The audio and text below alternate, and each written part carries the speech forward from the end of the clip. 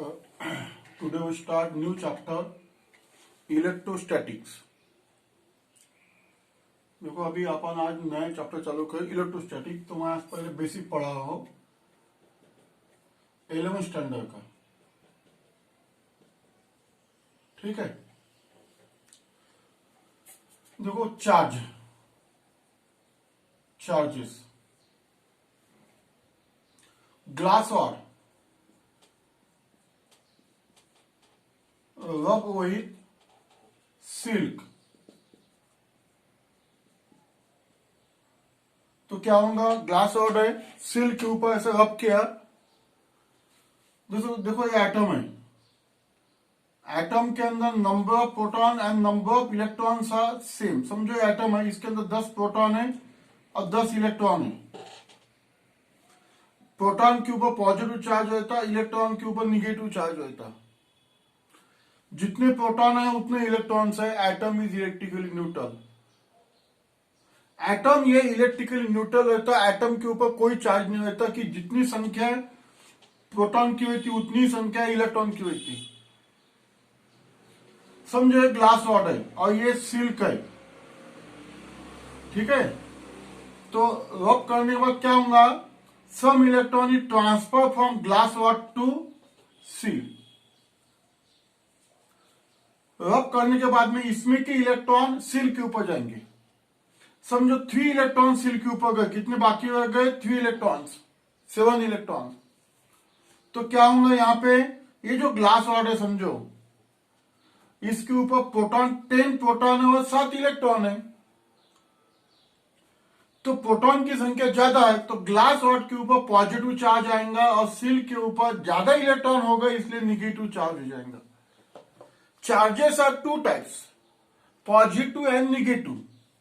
तो देखो ये जो है इलेक्ट्रॉन ट्रांसफर की वजह से पॉजिटिव और निगेटिव चार्जेस तैयार होते हैं। जैसे ग्लास रॉड रब with silk, glass rod possess positive charge while silk have negative charge।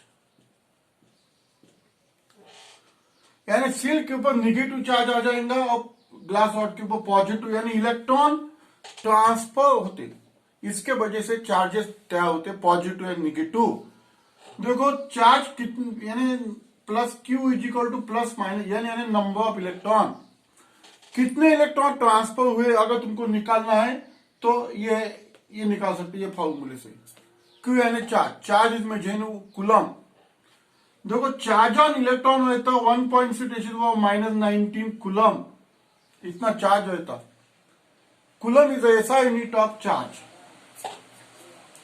देखो ये जो है ये एक सिस्टम थी, यानी ग्लास और ये सिल्क, ठीक है ना। जितने भी पहले ग्लास रॉड के ऊपर जितने प्रोटॉन थे जितने इलेक्ट्रॉन थे, सिल्क के ऊपर जितने प्रोटॉन थे जितने इलेक्ट्रॉन थे, ये पहली condition.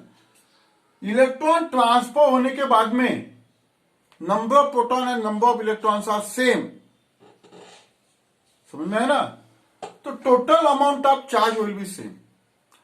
Charge neither be destroy nor be created। देखो चार्ज को अपन डिस्ट्रॉय भी नहीं कर सकते, चार्ज को तैयार भी नहीं कर सकते। Total amount of charge remains constant. देखो कूलम्स लॉ,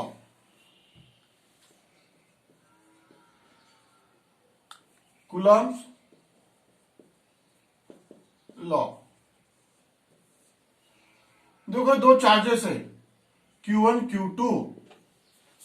देखो दोनों अगर पॉजिटिव चार्जेस है तो इसको लाइक चार्जेस बोलते हैं। कूलम्ब ने ऐसा बताया कि ये दोनों चार्जेस है, इसके अंदर फोर्स ऑफ रिपल्शन होगा। अगर एक पॉजिटिव चार्ज है और दूसरा निगेटिव चार्ज है तो there is a force of attraction. इसको अनलाइक चार्जेस बोलते हैं, इसको लाइक चार्जेस बोलते हैं। देखो ये 2 चार्जेस है, इसके अंदर का डिस्टेंस स्मॉलर है, तो कूलम्ब्स लॉ क्या है कि फोर्स ऑफ अट्रैक्शन, देखो इसको इलेक्ट्रोस्टैटिक्स फोर्स भी बोलते, फोर्स ऑफ अट्रैक्शन और repulsion between two charges, point charges, is directly proportional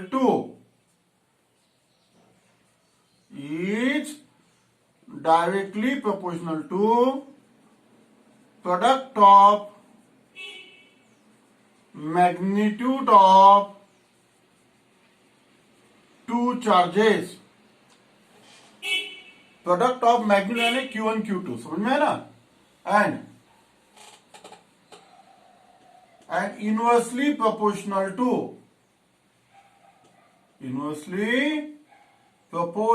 to square of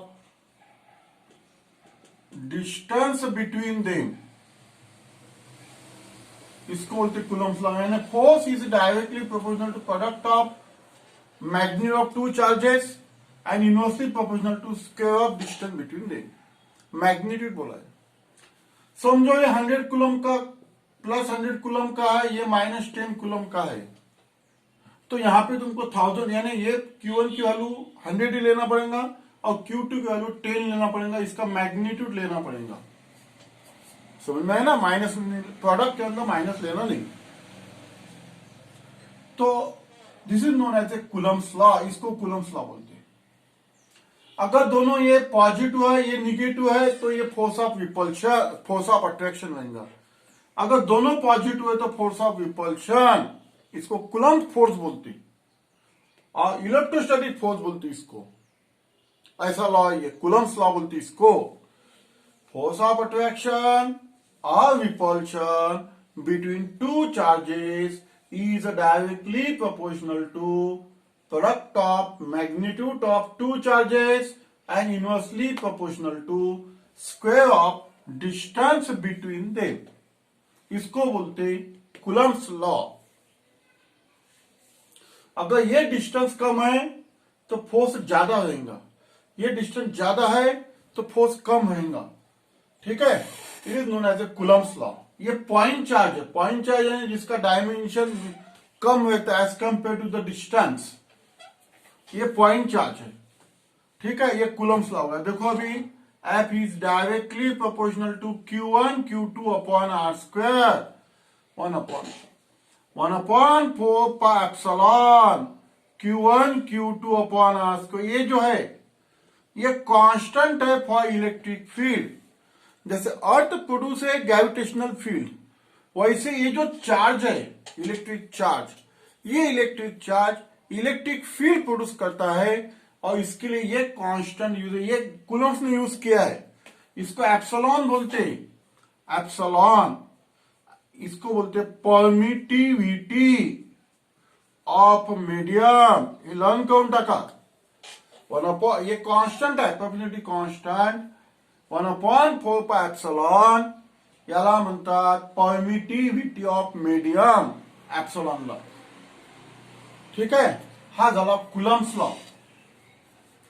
पण आता epsilon is equal to epsilon zero into K, therefore k is equal to k or epsilon r is equal to epsilon upon epsilon zero. हे जे epsilon zero आहे, ये epsilon झिरोला म्हणतात permittivity. ये तुम्हारा learners को लगे, ये कहां से आ गए ये सोचना नहीं, ये कूलम्ब्स लॉ के अंदर टर्म है इसलिए लेना पड़ता है। एप्सिलॉन को बोलते हैं परमिटिविटी ऑफ मीडियम, इसको एब्सोल्यूट परमिटिविटी भी बोलते हैं, परमिटिविटी ऑफ फ्री स्पेस, यानी ये जो दो चार्जेस है Q1 Q2, ठीक है ना, इसके अंदर जो मीडियम है इसके लिए ये कांस्टेंट है परमिटिविटी ऑफ, और ये जो के है इसको बोलते हैं dielectric constant. Epsilon R ला म्हणतात रिलेटिव परमिटिविटी, रिलेटिव परमिटिविटी म्हणतात त्याला एप्सिलॉन। पण नाव लक्षात घ्या, ये जो के है ये मीडियम के ऊपर डिपेंड है। अगर तुमने इसके अंदर की मीडियम एयर मीडियम ले लिया तो के की वैल्यू 1 हुई थी। ठीक है, पा ये बन गया तुम्हारा Coulomb's law. F is directly proportional to Q1 Q2 upon R square। ठीक है, ये कांस्टेंट यूज किया है 1/4 पाई एप्सिलॉन। हा कांस्टेंट इलेक्ट्रिक फील्ड कहता Q1 Q2 upon R square. या एप्सिलॉनला म्हणतात परमिटिव्हिटी ऑफ मीडियम। याचा फॉर्म्युला लक्षात ठेवा, epsilon is equal to epsilon 0 K. या एप्सिलॉन 0 ला म्हणतात परमिटिव्हिटी ऑफ फ्री स्पेस, के ला म्हणतात डायलेक्ट्रिक कॉन्स्टंट, एप्सिलॉन आर ला म्हणतात रिलेटिव परमिटिविटी। रिलेटिव परमिटिविटी तो ये क्या आएगा फिर कुलम्स लॉ।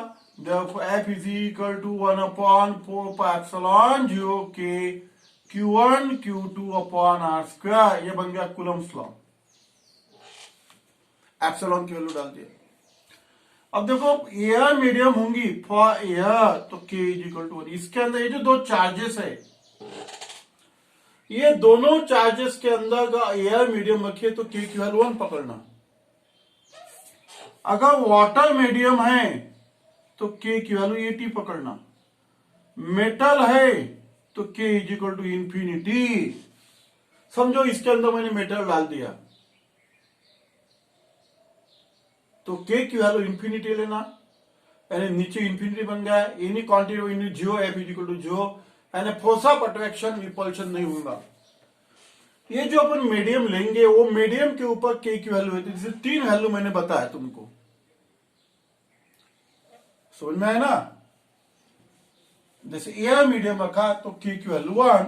अभी मैं एयर के लिए लिखता फॉर एयर तो F is equal to 1/4 pi epsilon 0 Q1 Q2 upon R square. यानी एयर मीडियम के लिए K की वैल्यू 1 है।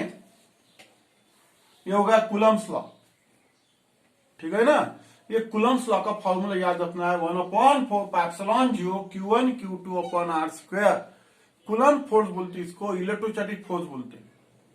अब एप्सिलॉन 0 देखो क्या आएगा। Epsilon 0 is equal to 1/4 pi F Q1 Q2 upon R square.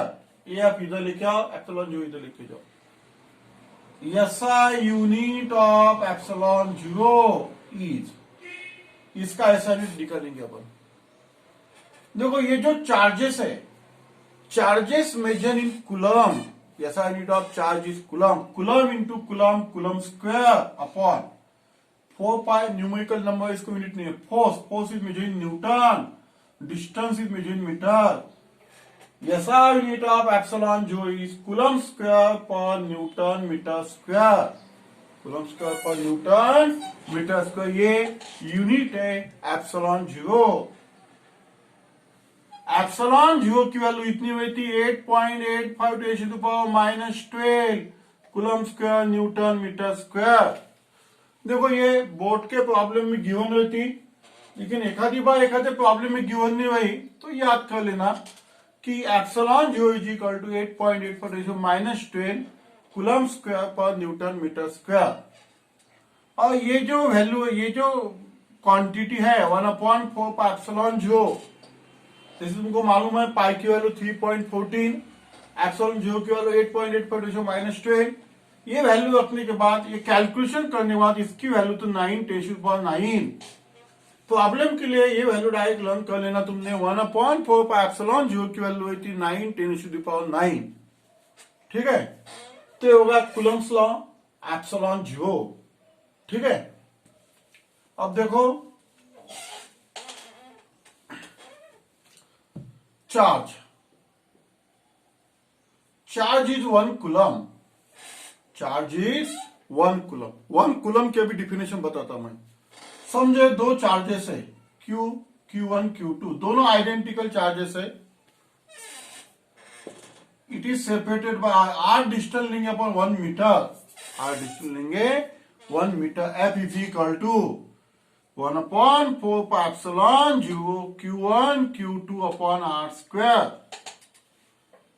देखो इसकी वैल्यू रखते था 9 × 10⁻9, इंटू 1 कूलम,